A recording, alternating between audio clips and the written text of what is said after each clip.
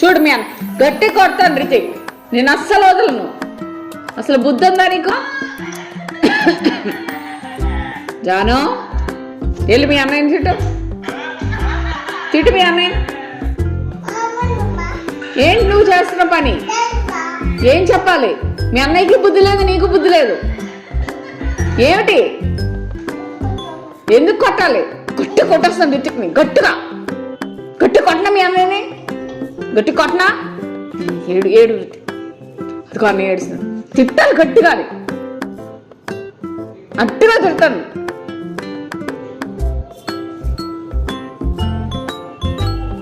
ఇలా అలా కాదు, గట్టిగా కొడతాను మీ అన్నయ్యని.